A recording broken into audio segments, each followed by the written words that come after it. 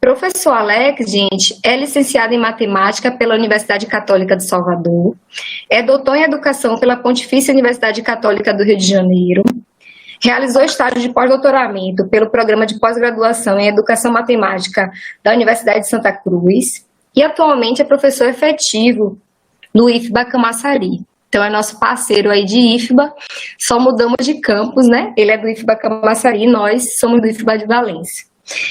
Professor Alex, muito obrigada pelo aceite, seja muito bem-vindo. Nós temos um carinho especial por você, eu acho que você sabe disso, porque além de tudo você foi orientador de um grande colega nosso, né, professor Marcelo, ele está na outra sala, tá bom? Daqui a pouco eu acho que até vou permitir que ele entre aqui para a gente poder bater esse papo mais próximo. Então seja bem-vindo. O nome da palestra do professor Alex vai ser a importância da pesquisa na formação de professores de matemática. Obrigada. Obrigado a você pelas palavras carinhosas. Gente, vocês me ouvem? Tudo bem? Direitinho com o meu áudio? Primeiro eu queria agradecer a todos, né, pela gentileza, num momento tão delicado como esse, vocês lembrarem de mim para a gente poder dialogar um pouco sobre essa questão da pesquisa, da formação, do professor de matemática, que são temas que me são muito caros, né? E eu gosto muito de fazer essas discussões. Eu queria agradecer a professora Jamile e estender os agradecimentos a toda a equipe que está organizando a primeira semana acadêmica virtual aí do campus, dizer que essa empreitada é de um desafio muito grande e que vocês estão de parabéns no desenvolvimento de trabalhos dessa natureza. Agradecer também e desejar assim, muito boa sorte nos novos desafios à professora Geni, ao professor Paulo e também à professora Jamile na continuidade aí da gestão do curso de licenciatura em matemática especificamente, ainda mais nesses momentos todos que a gente está vivendo no ano de 2020. O ano de 2020 tem deixado a gente um pouco meio que com vontade de que ele passe logo, né? Enfim. E mais uma vez agradecer a todos vocês pela gentileza, pela possibilidade de diálogo, pela parceria, dizer que eu estava com saudades de Valença, faz tempo que a gente não conversa, né? Então agora, enfim, como diria Maria Bethânia lá nos Claros Breus, enfim, nós. Eu fiz uma fala bem pontual, assim, quando o Jamile me fez o convite, eu fiquei muito honrado, e aí eu fiz uma fala um pouco pontual, e a gente vai ter aqui algumas indagações. Na verdade, quando vocês me propõem para que a gente converse sobre a importância da pesquisa na formação do professor de matemática, eu coloco muito foco naquela discussão sobre a formação. É como se eu dividisse a minha fala em 3 momentos, né? Um momento onde a gente vai falar um pouquinho sobre a importância da pesquisa, um outro momento onde a gente vai falar um pouquinho sobre o professor de matemática, mas a gente vai mediar esses 2 extremos através da perspectiva da formação. E foi mais ou menos assim que eu tentei estruturar o meu pensamento nessa organização de diálogo com vocês. Então a gente vai falar da formação, que é uma coisa que me é muito cara, né, e muito específica, e depois a gente vai abrir para esses 2 extremos, nos quais a gente vai falar um pouquinho sobre pesquisa e vai falar um pouquinho sobre esse professor de matemática, o que é ser essa pesquisa que contribui, o que é importante para essa formação de professor.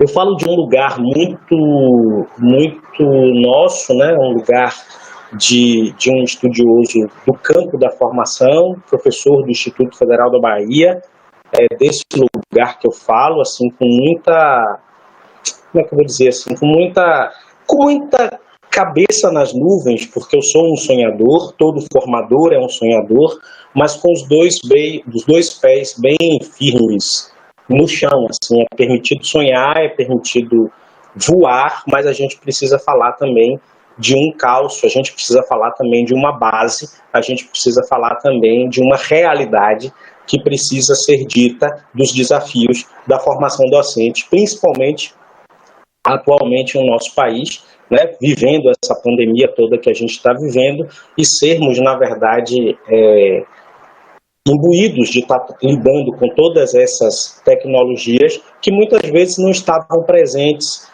na nossa cultura de sala de aula, na nossa cultura do fazer docente. Até para mim, isso tudo é muito novo. Hoje, mais cedo, eu e Jamile fizemos aqui uns testes. Quando ela me fez o convite, isso para mim é apavorante, porque quem me conhece de perto sabe que eu detesto esse tipo de exposição, e principalmente estar falando para quem a gente não sabe, que está assistindo e ouvindo a gente, é mais perigoso ainda. Quando o meu colega, o professor Alexandre Lopo, disse que ia gravar, eu entrei em pânico mais cedo. Então, vocês imaginam que a situação aqui é muito delicada. Eu queria muito estar aí, perto de vocês, né? Faz tempo que a gente não se vê, mas vamos utilizar aqui desse processo de mediação para a gente poder bater esse papo. Tenha um pouco de paciência comigo, porque eu estou me muito nisso, ok? E se der algum travamento, vocês, por gentileza, me chamem a atenção. Todos vocês conseguem ver aí a minha tela? Sim, né? Acredito que sim, né? Então, vamos lá, vamos conversar.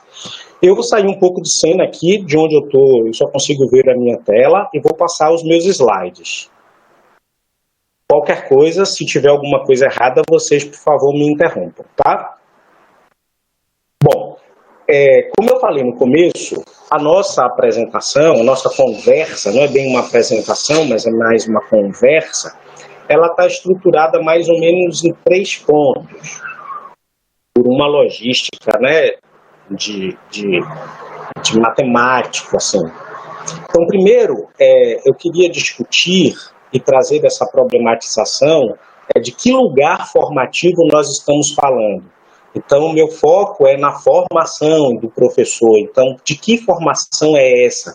O termo formação, ele é tão híbrido, o termo formação, ele é tão polissêmico, o termo formação engloba tanta coisa. Então, de que formação a gente está falando? Qual é o centro formativo? Qual é o lugar? De que posicionamento a gente está falando enquanto estudos provenientes a respeito da formação de professores? Depois que a gente esgotar essa fala sobre a formação, o ideal é a gente parar um pouco para refletir sobre que concepção de pesquisa é essa inerente ao processo formativo. De que pesquisa a gente está falando? É da pesquisa que a gente vive dentro do Instituto Federal da Bahia? É da pesquisa acadêmica, estruturante da formação da universidade? É a pesquisa no sentido da produção do conhecimento? De que pesquisa a gente está falando quando a gente fala de pesquisa no processo de formação de professores? É importante também demarcar esse lugar. E, ao final, a gente vai trazer aqui algumas reflexões sobre como essa produção está sendo estruturada. Então, como é que esse processo de produção do conhecimento no âmbito da formação se estrutura e como é que essa importância, e qual a sua importância para o processo de formação de professores? Como é que a gente forma professor na licenciatura, no processo de formação inicial, com foco nessa pesquisa? Mais ou menos são essas provocações que eu estou trazendo aqui no começo da minha fala. E aí é importante demarcar esse lugar formativo. E eu vou tomar pé, né, tomar lastro, tomar base nas discussões promovidas pela professora Ilma Veiga. Na verdade, eu poderia trazer aqui um vasto referencial teórico sobre as questões relativas à formação de professores, inclusive na nossa área, né, de ensino de matemática, de educação matemática, na formação de professores de matemática. A gente tem nomes extraordinários, a gente tem trabalhos extraordinários, sem sombra de dúvida, os trabalhos do professor Dario Fiorentini e colaboradores, né, a professora Dayana Carato, a professora Carmen Passos, enfim, são trabalhos extraordinários nesse sentido. A gente tem um referencial internacional também muito forte, mas a minha opção aqui é por uma discussão mais na área da educação, é uma discussão mais tratativa do trabalho na escola, tá? Então, a professora Ilma me inspira muito, exatamente por conta das suas discussões do ponto de vista pragmático e do ponto de vista de desenvolver um trabalho formativo com parceria na escola, que é exatamente aquilo que a gente acredita e aquilo que é mais difícil fazer. Não estou dizendo que é fácil, não, e a gente não tem aqui receitinha de bolo, a gente tem aqui um conjunto de situações, de dificuldades para o estabelecimento dessa parceria. Então, formação, no sentido de fundamentação, aí eu me valho da fala da professora Ilma, ela chama formação no sentido de formação vindo do latim formare. Então, a gente tem aí a formação como verbo transitivo no sentido de dar forma, como verbo intransitivo no sentido de colocar-se em formação e como verbo pronominal no sentido de ir se desenvolvendo uma pessoa. Então, quando a gente fala de formação, a gente fala de formação do ponto de vista do desenvolvimento de uma pessoa, do desenvolvimento de uma figura humana, né? Do desenvolvimento de uma atividade profissional que, nesse caso, está atrelada ao trabalho de formação, ao trabalho de professor. Tá? Nesse sentido, nessa seara, nesse universo, é importante a gente pensar essa formação a partir de algumas perspectivas que a professora vai trazendo aí nesse livro, A Aventura de Formar Professores. Observem que ela fala da formação de professores como uma aventura. Ela diz que ela não tem nenhum tipo enquanto autora, né, não tem nenhum tipo de responsabilidade no processo de diagramação do livro. Mas eu não sei se vocês perceberam na capa do livro, é como se a gente tivesse com uma roupa, né, de guerra, e a gente tem alguns instrumentos, pelo menos essa foi a lógica que a editora quis passar no processo de formação, para mostrar que realmente é uma construção emblemática, não é uma coisa fácil. Formar professores é um ato extremamente complexo e a gente precisa pensar essa complexidade a partir de alguns pilares. Eu não vou conseguir, pelo tempo, né, que a gente tem, eu não vou conseguir apresentar todos esses enunciados. Eu coloquei aqui 3, que são os mais proeminente nessa obra da professora Ilma. Primeiro, pensar a formação como uma ação contínua e progressiva. Isso significa pensar a formação não no sentido de curso. Na verdade, o curso inclui o processo formativo, mas o processo formativo como algo que dê uma construção inacabada, porque o que a gente está formando é um ser humano, o que a gente está formando é uma pessoa. Então, esse processo formativo, ele tem começo, no nosso caso, né, que a gente está falando de formação de professores de matemática, formação de professor especialista. Isso começa no curso de graduação, a partir da 9394, essa inauguração que a 9394 traz a nossa profissão, né? Regulamenta a nossa profissão como outra profissão qualquer de nível superior. Então, ele tem começo, processo de formação inicial. Estou falando em termos de regra, tá? Existem exceções. Legislação não é ciência exata, não é matemática, tá? Enfim. Então, tem um começo, tem um ponto de partida. Tem um ponto de partida que é o processo de formação inicial. E tem um elemento, na verdade, de continuidade, que é o processo de formação continuada, que é todo o processo formativo que vem depois do processo inicial. Então, como a gente está desenvolvendo uma pessoa, isso tem começo, mas tem condição de inacabamento, não tem fim. Ou seja, para sermos professores, precisamos estudar e aprimorar o máximo possível da nossa prática docente. Esse processo não pode ser dissociado de uma ação política e epistemológica. Então, é preciso que a gente pense também o ato educativo como um ato político e um ato político centrado numa concepção epistemológica. Não dá para pensar a condição de professor como um simples ou mero dador de aulas. A gente tem um papel muito maior do que esse.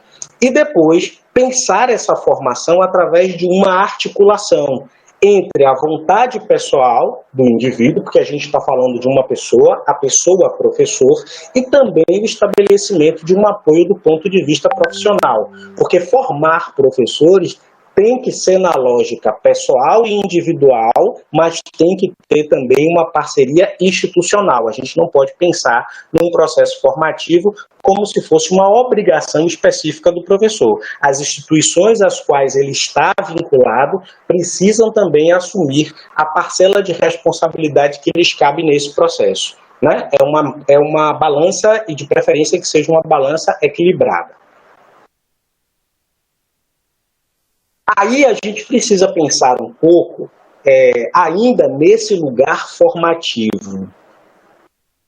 E aí eu estou aqui tentando conversar com vocês como é que se daria esse processo de pesquisa associado à formação. Vejam que nesse meu slide eu coloco o professor, né, a professora no centro do processo e trago aqui dois elementos extremistas. O primeiro elemento é a gente pensar num movimento indissociável entre teoria e prática. E essa indissociabilidade entre teoria e prática vai levar a gente a uma construção de pesquisa. E do outro lado, a gente vai ver um professor extremamente repleto de complexidades ao seu lado. Observe que ele tem um livro, mas ele tem várias coisas que acontecem ao redor dele para dar exatamente essa ideia de que a gente ensina dentro de um processo que também envolve a aprendizagem.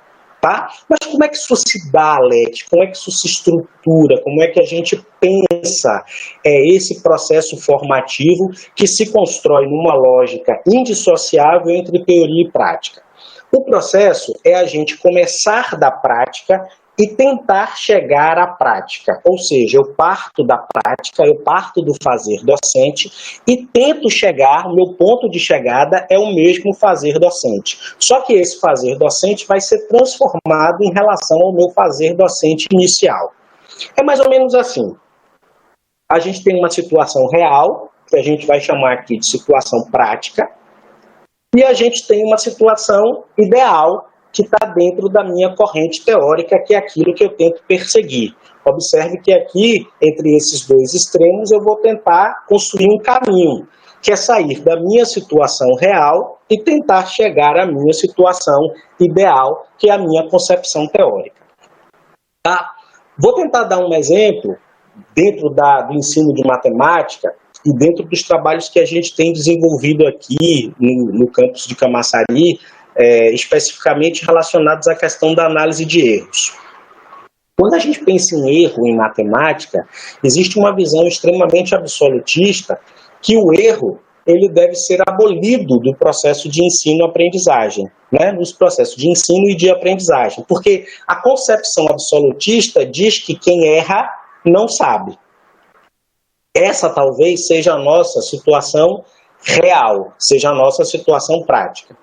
Se a gente for observar toda a corrente teórica que discute a análise de erros, essa corrente teórica que discute a análise de erros vai trazer uma nova concepção de aprendizagem e, consequentemente, uma nova concepção do erro. Essas discussões trazem para a gente uma reflexão da seguinte ordem: errar é da natureza humana.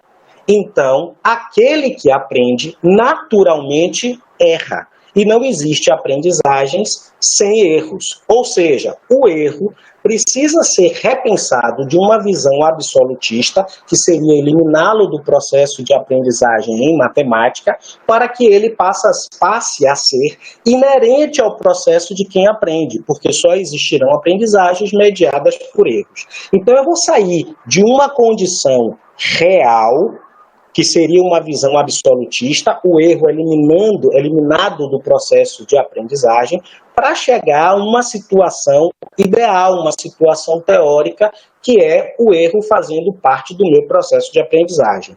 Isso vai me trazer uma segunda situação, que agora eu vou ter a construção indissociável desse elemento teórico com o meu elemento do fazer docente.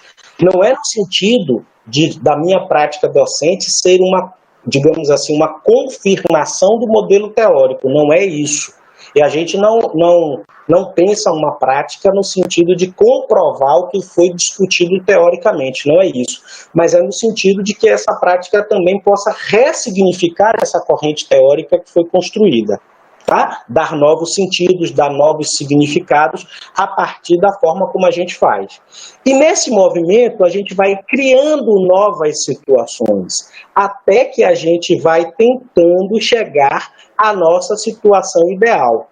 E, pasmem, a nossa situação ideal cai, porque a gente nunca vai conseguir chegar àquele ideário teórico que a gente intenciona. Ou seja, esse processo vai sendo construído com dificuldades, porém é importante que a gente dialogue com as possibilidades. Porque as dificuldades que estão contidas nesse processo, a gente já sabe. Não precisa a gente produzir conhecimento para dizer das dificuldades. Agora, precisa a gente produzir conhecimento para dizer das possibilidades que foram desenvolvidas dentro daquele espaço. Por exemplo, quando os meus alunos vão para lá para analisar a prática e chegam para mim com os resultados, dizendo que a escola é assim, que a escola é assado, que a escola é frita, que a escola é cozida, eu digo assim, isso tudo das mazelas da escola eu já conheço. Eu quero saber o que foi que você desenvolveu nesse universo de adversidade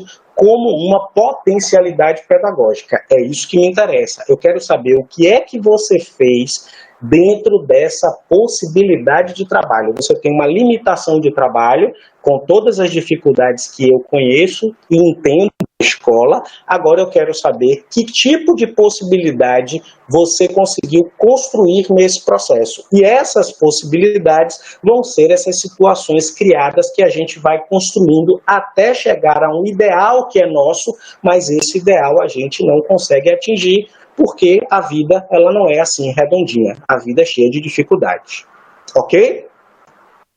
E aí é importante a gente pensar numa pesquisa nesse contexto. Então, de que pesquisa a gente está falando nesse contexto? Na verdade, aí a gente não está falando da pesquisa eminentemente original, como a gente pensa na academia, né? Não é uma pesquisa no conceito acadêmico, é a produção de conhecimentos que se paute numa corrente teórica, mas que leve também em consideração a experiência desse sujeito que se coloca em formação. Então aqui a gente tem uma produção do conhecimento que vai respeitar uma corrente teórica, óbvio, a gente não vai estar falando disso no âmbito do senso comum, mas a gente também vai respeitar um elemento de experiência, ou seja, de que lugar esse professor está falando, de quais são as experiências inerentes a esse professor que faz com que ele relate a sua história de vida. Então a gente vai começar a situar os nossos objetos na nossa caminhada enquanto professores, na nossa caminhada enquanto futuros estudiosos das questões do ensino, não sei, talvez, quem sabe, e nessa condição de pensar o processo de formação de professores nesse contexto, até para nós que somos formadores de professores, né? Tem uma corrente muito imbricada nisso, né, que é a corrente da escrita dos memoriais formativos. Ou seja, você vai dar protagonismo às experiências que são produzidas por esses professores, experiências exitosas. Então, quando a gente fala dessas experiências, essas experiências precisam representar inovações. Inovações aqui, quando eu falo inovações, significa romper com práticas tradicionais e cristalizadas, tá? Tudo que rompe com aquilo que está estabelecido, arraigado, é entendido por nós como algo inovador. É romper com aquilo que efetivamente está construído naquele momento. E a produção do conhecimento aqui, ela não é uma produção do conhecimento original. Ninguém aqui está discutindo, por exemplo, que vai ser descoberta, sei lá, a cura da AIDS na escola. Não é isso.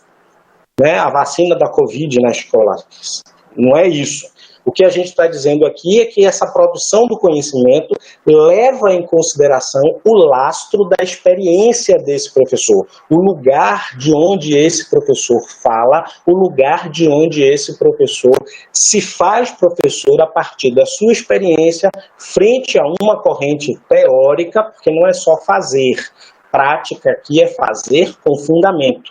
Prática aqui é entendido como se a gente tem os fundamentos do meu fazer. Não é um fazer intuitivo, não é um fazer que se molda única e especificamente no próprio fazer. Ele tem consciência daquilo que ele está fazendo intencionalmente. Tá? E a escrita dos memoriais formativos vai abrir assim, um espaço muito fantástico para esse tipo de produção, ou seja, a gente vai dar protagonismo às histórias construídas por esses professores. Ou seja, a pesquisa no processo de formação docente significa dizer a valorização da escrita de si, a valorização das atividades que foram desenvolvidas por esses professores em busca da produção do conhecimento que se estrutura nesse olhar pela experiência docente, ok? Aí eu trago duas experiências para a gente poder discutir um pouquinho como é que essa produção ela vem sendo estruturada. Tá? Eu trago aqui um exemplo de um grande amigo, que é o professor Daniel de Jesus, não sei se vocês o conhecem, da Universidade do Estado da Bahia, lá da UNEB, do campus 6, Caetité. Daniel foi um achado assim, na minha vida. Ele diz que eu que o inspiro, mas na verdade ele não sabe o quanto ele me inspira. Eu fui da banca do Daniel, desse concurso, né, que hoje ele é professor da Universidade do Estado da Bahia. Na verdade ele fez concurso primeiro para a UESB, né, que é a Universidade Estadual do Sudoeste, e depois, ao longo do desenvolvimento profissional dele, ele se é transferido para a UNEB. E nessa época do concurso, ele mora em Caetité e eu morava em Guanambi. E Caetité é meio Salvador, Feira de Santana, assim. Salvador é aquele lugar que só tem uma única saída, Guanambi também é assim, não sei se vocês conhecem. E Caetité é aquele lugar que você chega e você pode ir para toda a região. Você escoa para toda a região, igual a feira, né? Quando a gente chega em feira, a gente adentra o estado da Bahia por vários caminhos. Então a gente sempre se encontrava nas itinerâncias da vida. Ele descia em Caetité e eu seguia a viagem para o meu destino, que era Guanambi. E nessas conversas, a gente conversava sobre prática docente, sobre experiência, né, de professor, a gente vinha conversando sobre isso. E ele tinha um exemplo muito, muito formidável que me inspirava bastante. Ele era professor dos anos finais da educação básica, né? E ele estava tentando dar uma aula de equações para os meninos, para os alunos. E quando ele chegava para dar as aulas de equação, os meninos não queriam conta com equação. E tinha uma brincadeira na época que chamava brincadeira de bafo, não sei se vocês conhecem, mas você dispõe algumas cartas e tenta virar essas cartas através de não sei como é que chama essa batida, enfim. E as cartas que viram, você acaba ganhando. E toda vez que ele entrava na sala de aula para dar aula de matemática, os meninos ficavam ensandecidos com essa brincadeira e ninguém queria saber de equação, principalmente quando era aula depois do intervalo. Ele perdia um bom tempo da aula para tentar estruturar a demanda dos alunos. Resumo da ópera, ele pegou um papel metro grande, chamou esse jogo de Yu Yang-Oh, que era o nome do desenho que inspirava as figurinhas, colocou as figurinhas mais desejadas pelos alunos nesse papel metro e colocou um envelope, que dentro do envelope tinha uma equação, ou seja, você quer ganhar essa figurinha, resolva essa equação. E gerou isso no âmbito, né, da escola, isso gerou um acontecimento. Todo mundo ficou louco estudando a equação para ganhar aquelas figurinhas que eram, digamos assim, mais inusitadas do desenho. E essa experiência o Daniel publica no Encontro Nacional, no Encontro Baiano de Educação Matemática, no EBEM, na época. E isso me inspira para uma série de coisas, porque eu ficava encantado com aquela possibilidade de trabalho reflexivo que ele construía. É óbvio que ele sozinho, ele com ele mesmo, ele não tinha com quem dialogar, porque a gente pensa também o trabalho formativo a partir do diálogo entre professores e professores que sejam experientes e devidamente qualificados para o estabelecimento desse diálogo. Mas ele sozinho ali consigo mesmo conseguiu construir alguma experiência. Óbvio que tem uma corrente teórica que assenta essa discussão que ele fazia, ele não tinha essa dimensão, foi uma coisa intuitiva que partiu exatamente da experiência dele enquanto professor, observando que aquele espaço, que aquele desenho, que aquelas figurinhas eram interessantes para aquele grupo. E isso vai me inspirar para desenvolver um trabalho junto ao estágio no Instituto Federal da Bahia, porque eu saio de Guanambi, vou para Eunápolis, que é onde eu entro aqui no IFBA em 2010, e eu chego na licenciatura em matemática, com uma licenciatura lá totalmente bacharelesca. Tá? Eu vou tentar mostrar isso aqui para vocês. Quando eu cheguei na licenciatura em Eunápolis, isso é mais ou menos nos idos de 2010, final de 2010, eu acho, eu encontro esses temas que vocês estão vendo aí na minha tela, referentes aos trabalhos de conclusão de curso, de um curso de licenciatura, de um curso de formação de professores. E o curioso é que quando eles tinham essas defesas, eles me chamavam para que eu participasse da banca. Eu tinha acabado de chegar no campus e eu dizia assim, meu filho, eu tenho uma experiência com pesquisa, mas eu não sei para onde o boi correu em termos do que você está se propondo. Porque quando eles diziam assim, não, meu tema é o teorema de Rambonick e a aplicação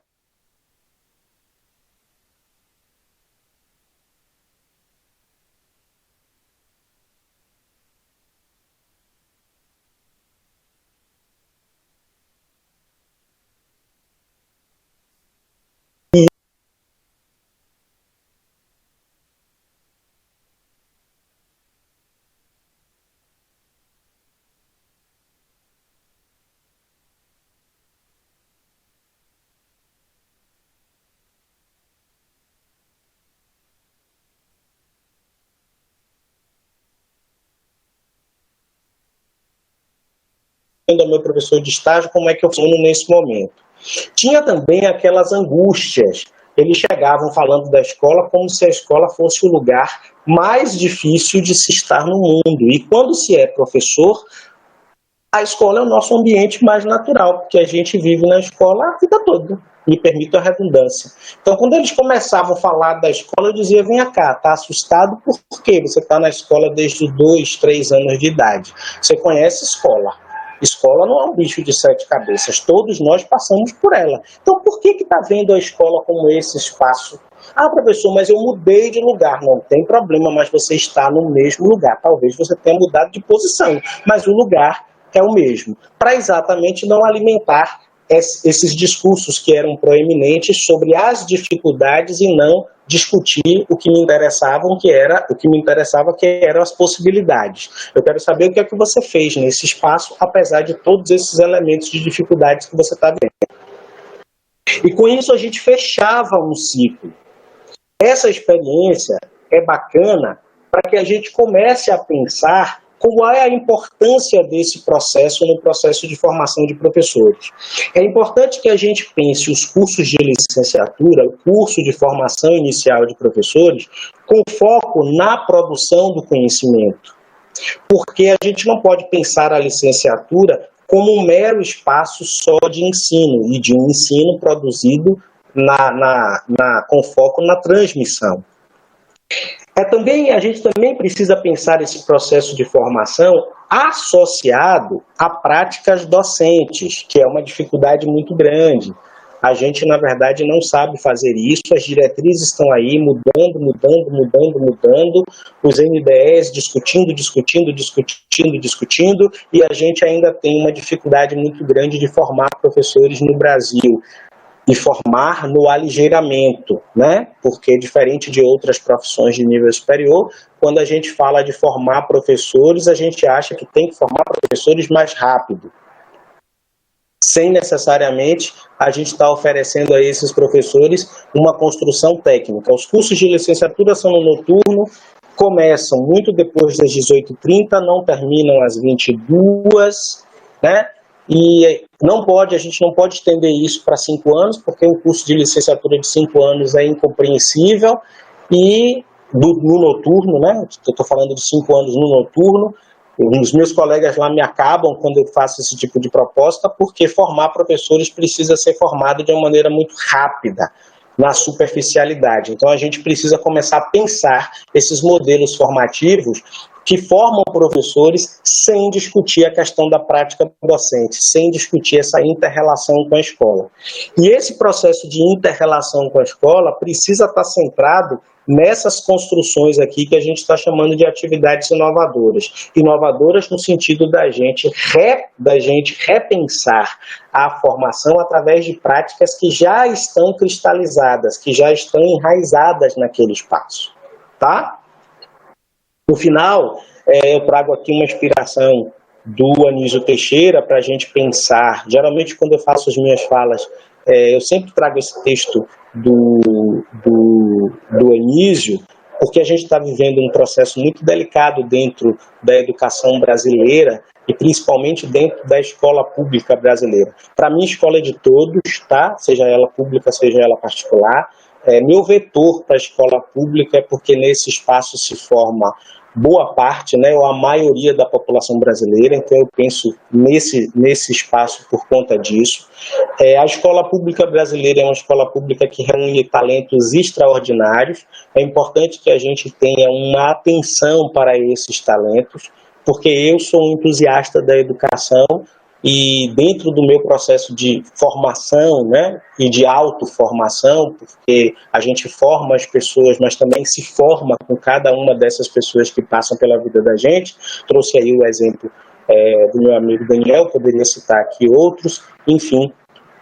Nessa minha construção formativa e autoformativa, a gente vai encontrando pessoas com as quais a gente vai dividindo sonhos, ideologias, epistemologias e produção do conhecimento no processo de formação de professores. Então, por fim, eu queria que a gente tivesse um carinho e um cuidado com essa escola pública brasileira, exatamente porque ela é o lugar onde a gente forma talentos extraordinários dentro do nosso país, apesar de todas as dificuldades que a gente tem no Brasil e todas as adversidades, né? A gente tem altos índices de analfabetismo no Brasil, mas a gente tem o João Ubaldo Ribeiro. É um país de contrastes, mas a gente precisa pensar esses contrastes com foco nesse lugar, que é um lugar que a gente forma, como diria Anísio, para a democracia. E a gente pensar exatamente um processo de formação de professores condizente com esse espaço. E aí aqui eu me coloco à disposição de vocês. Desculpem aí por essas intempéries da produção do vídeo, mas qualquer coisa a gente vai dialogando sobre essas experiências que a gente foi conversando por aqui, tá? Era mais ou menos isso que eu tinha para nossa conversa. Que legal, Alex, que bom a gente lhe ouvir, refletir com você, né? Eu vou trazer aqui uma pergunta que uma colega fez, Thaís, ela pediu, na hora que você estava falando sobre as narrativas, né?